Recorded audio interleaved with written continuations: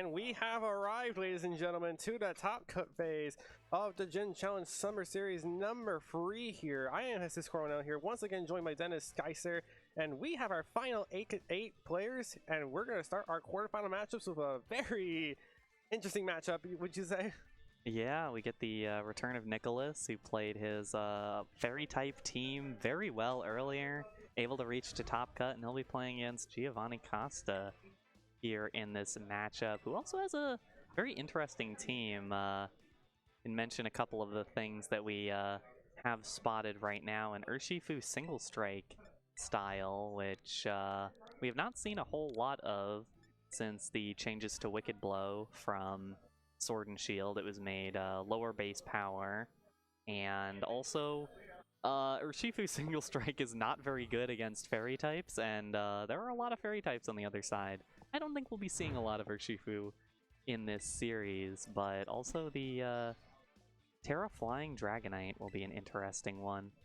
Yeah, it's gonna be so many things that are like could be interesting to be seeing here, but also things that may not be coming into play here. But I mean, you gotta bring 4 Pokemon somehow, and you gotta find the damage to take down all these fairy types.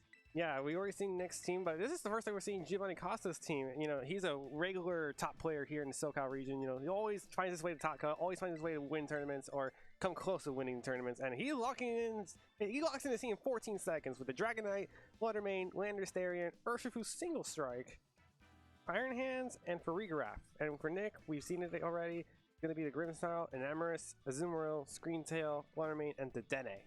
Yeah, we'll see what Nick decides to go for. We saw a lot of interesting strategies earlier. The Owl Screamtail, the Scary Face, along with the Contrary Enamorus Incarnate. A lot of interesting synergies that Nicholas has between all these fairy types to kind of patch through the holes in this team, as well as generally using that terrestrialization very well. We were talking about beforehand, it's going to be difficult for Giovanni's team. There are a lot of Pokemon that do not match up super well to Nicholas's fairy types.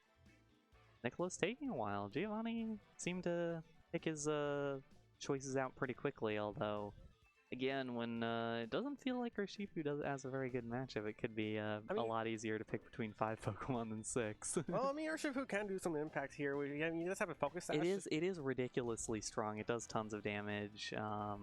Plenty of these Pokemon actually don't have a fairy type move, which is kind of the way around that. But either way, we'll get into it. Yeah, we're going to see right now what's going to be happening between these 2 players. As we're going to see Nyx and a Grimmsnarl and an Amorous for our 3rd game on the stream here. And Giovanni just goes ahead and leads Iron Hands Dragonite.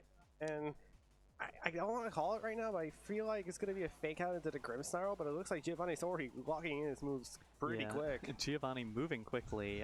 Nicholas, this is the setup we saw a couple of times before. Oh, Nicholas is going for Terra immediately.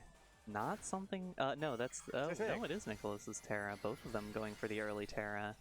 And we do see the Steel Terra coming from this Enamorus.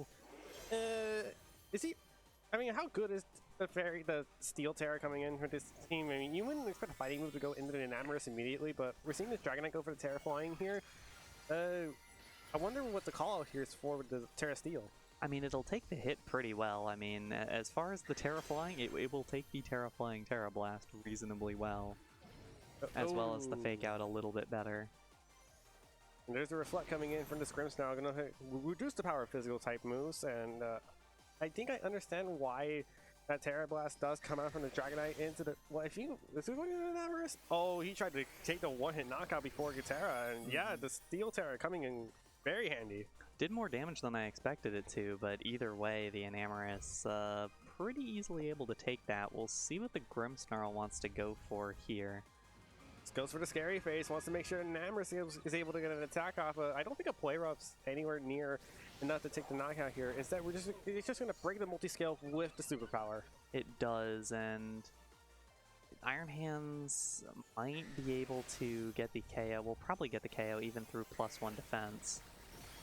And that's a lot of damage with that Terra Blast into the Grimmsnarl, even through the Reflect, and the Drain Punch is enough to knock out the Enamorus.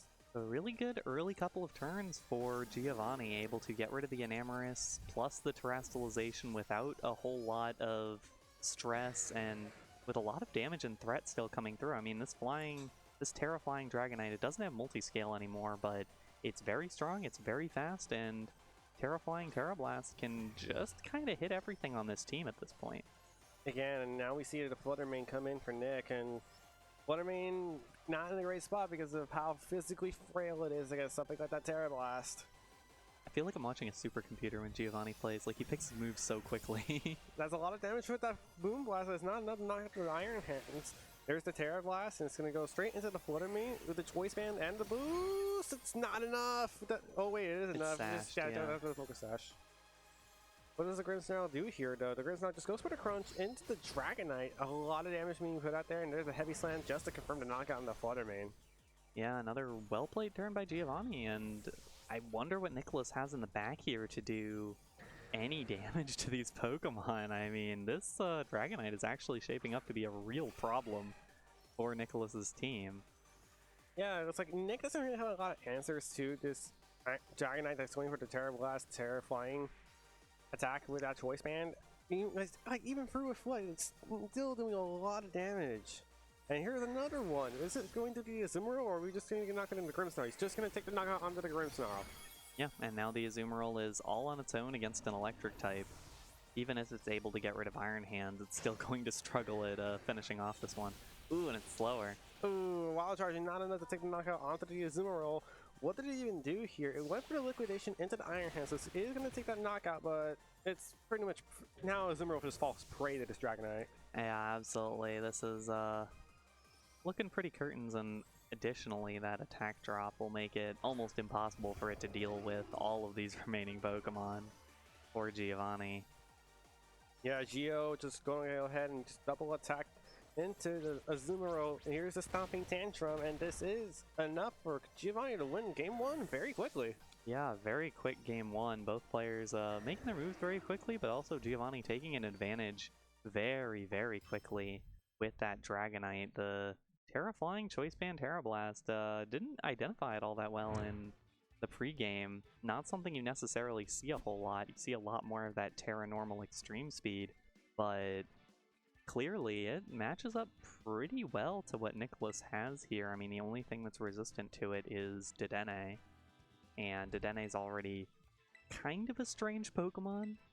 We were talking about how it's kind of a difficult ring in a lot of these matchups. We'll see if Nicholas decides to go for it as one of the better matchups into this, but I don't know. It's a rough one for Nicholas to try to deal with. Yeah, it's just like you're looking at Nick's team, and it's just like, is there anything he can do to contest the Dragonite other than Dedenne? Because Dedenne can just go ahead and go for something like that Charm or the Nuzzle to potentially disrupt that Dragonite. But even if you do get a clean, super effective attack into the Dragonite, it has multi-scale, so it's more than likely able to take an attack from potentially got Azumarill more than likely. Or Azumarill or Flutter Mane is like the two Pokemon I think about when you're trying to deal with this Dragonite. Yeah, and I mean, at that point, you're dedicating a whole team slot plus potentially more damage to getting rid of one of Gio's Pokemon, where, again, all these other good Pokemon are potentially in the back. Landorus could be a lot more difficult to deal with. And you're missing out on a lot of really nice setups that Nicholas has been bringing. He tends to prefer, I mean, he's preferred the Grimmsnarl Enamorous lead, but has also kind of preferred a more Dynamo duo lead where you're able to get like Howl, Screamtail plus the Azumarill. And as I say it, it's the Screamtail and the Azumarill again. But the thing, though, we did see this Screamtail have a special defense booster, which is not going to come in handy right now. And the thing is, Iron Hands can just go ahead and fake out whatever he feels is the threat. And it looks like he just instantly goes after the Azumarill. Yeah, the Azumarill with the Ice Spinner is one of the biggest threats to that Dragonite, even through Terra. I assume is what we will see right now. So it's going to be the Terra flying into the Dragonite. Make sure it does not have that quad weakness to Ice anymore. Mm-hmm. And even with that multi-scale, it should be doing a lot of damage, but it won't be able to get an opportunity to attack because the fake out went the Azumarill's way. And the Screamtail tries to go for the Howl, but will not be happy to find out the Azumarill didn't get an attack off because of the fake out. Yeah, although Screamtail does get the Howl boost itself. Not that that's the most important thing, but Oh, that's a lot of damage. And down goes the Azuma real quickly, and that's a heavy hitter for Nicholas. Gone turn 1. And multiscale is still active, and I don't know that there are any other super effective moves against this Dragonite on Nicholas's team. So I don't really know how Nicholas will be able to get Dragonite out of here. Multiscale plus all the additional bulkiness of this Pokemon. Plus it just, I mean, it's able to get the single hit KO against the Flutter Mane. It can't be that threatened by the Screamtail. I mean, Screamtail does have a couple of physical moves to work with its Howl, but realistically it won't be doing all that much, and that's the Landorus coming in, and that resets the Howl bonus anyways. Yeah, and obviously the Intimidate comes in. That Flutter Mane, I don't think it's going to be doing so much damage because, first of all, it doesn't have Dazzling Gleam, which is pretty rare for a Flutter Mane not to have. The Moonblast just going to go straight into the Dragonite. You see how much less damage it does because of that multi-skill. Gets a special attack drop, and a Polera not doing that much damage to Dragonite. Might be able to get another knockout next turn, but where is this Terra Blast going? It's going to go break the Sash. Yeah, it sure will, and I guess a pretty solid turn for Nicholas, all things considered. The Sash stays up. It should be able to take out, well, Landorus is faster, isn't it? Yeah, it's holding a Choice Scarf. So if this Landorus is able to deal with Flutter Mane, then it'll be on Screamtail to get rid of. Yeah, there we go. Yeah, we see the Earthquake come out. Thanks to that Flying type Dragonite, we're going to see this Earthquake hit both Pokemon. Will knock out the Flutter Mane, and I presume this Terra Blast will just knock out the Screamtail, guarding it's not faster. It is faster with the Psychic Fangs. It lives on 1 HP. That's a tragedy. That's a huge tragedy for Nicholas. I don't know if Nicholas would have been able to pull this game back if he was able to deal with the Dragonite there, but I I definitely know that he won't be able to get through it now. Yeah, we do see the Enamorous come back from the distant past of the Hisuian region, go into the battlefield right now in Paldea, but not in a great situation. Not in a great situation at all. I don't know how Enamorous deals with all of the Pokemon combined. Interesting decision to swap Landorus out. Oh, he's going to switch out the Dragonite as well. And we're going to see every Pokemon from Giovanni Costa, and it's going to be the Flutter Mane as well coming in. And I think that's a booster energy Flutter Mane. Yes, it is a booster energy Flutter Mane, and it is going to be boosting its speed. Yeah, that's an advantage. Yeah, and the superpower, that was the move from Nicholas, was the superpower to finish off the Dragonite plus pick up the +1 attack and +1 defense. Now doesn't even get any damage out onto any of these Pokemon. And yeah, Nicholas still has a Terastallization coming in. Will be able to combat the Fairy type of Flutter Mane, but I don't see this helping against his Iron Hands. Yeah, the Iron Hand's definitely going to be able to Drain Punch, do most of this Enamorous's damage, and would end out the battle if that was the case. Instead, we get a Fake Out coming in, so Enamorous not going to be able to move this turn. Moonblast will be resisted, but yeah, at this point, it is really not good for Nicholas. Like, you can't get enough damage going, you're not going to be able to knock out anything in time, you still have to deal with Terra Blast Dragonite, and a Choice Scarf Landorus in the back. Yep. And that Shadow Ball is just enough.